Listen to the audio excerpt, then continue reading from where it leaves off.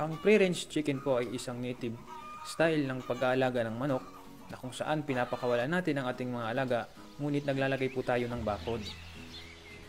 Isipin po natin kung gaano kamahal ang isang piraso ng itlog sa market. Kung meron po tayong 200 chicken na nangingitlog araw-araw, magkano na po ang kikitain natin?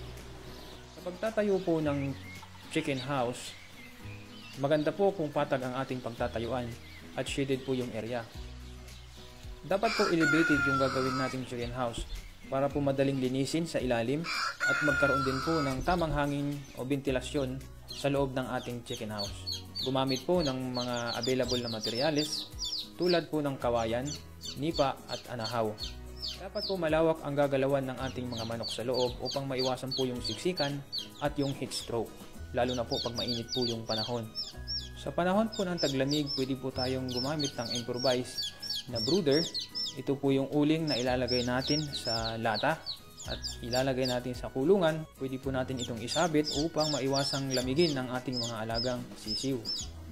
Ang dimension po o sukat ng chicken house na pwede po natin gawin para po sa 100 heads ay 100 square meter. Mahalaga din po ang tubig para sa mga manok lalo na kung mainit ang panahon. Ang water drinker po ay naglalaman ng 1 galon.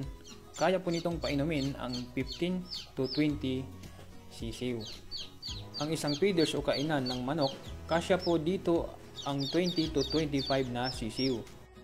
Kapag po ang ating alagang sisiw ay malalaki na, ang kanilang kainan ay ganun pa rin po, ngunit ang kanilang drinker po ay kailangan po nating lagyan ng harang upang maiwasan na kanilang maapakan o sila ay magsilangoy sa planganita ang ating nilagay. Tandaan po natin na may tamang feed sa ating mga alagang manok. Ang 1 to 21 days old ay pinapakain po sila ng chick booster.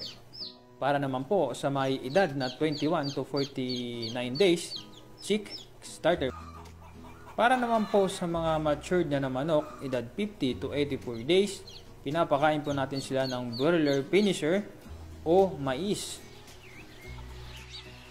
Para maiwasan po ang pagkakaroon ng mabahong amoy ng inyong manukan, pwede pong gumamit ng ipa, buhangin o dayami. Ilagay po sa ilalim ng inyong manukan. Iwasan po ang pagkapal ng dumi sa sahig upang hindi po magkaroon ng amoy at langaw na nagdudulot po ng sakit sa ating mga manok. Maglagay din po tayo ng kwadradong pintuan, daanan upang makagala ang ating mga manok sa labas. Maglagay po tayo ng net o bakod sa galaan ng ating mga manok upang hindi po makapinsala ng mga pananim ang ating mga manok lalo na po kung tayo ay mayroon pong kapitbahay. Para naman po sa pangkaraniwang sakit ng ating mga manok, pwede po tayong gumamit ng iba't ibang gulay o halamang gamot tulad po ng sili, bawang. Ito po ay nagsisilbing antibiotic para sa mga manok. Ang oregano po ay para sa respiratory problem, habang ang ipil-ipil naman po ay para sa natural na pagpurga. At tanglad naman po for detoxification ng ating mga manok. Bantayan din po natin ang ating mga manok laban po sa mga predators tulad po ng uwak at iba't ibang mga ibon na nangangain po ng manok.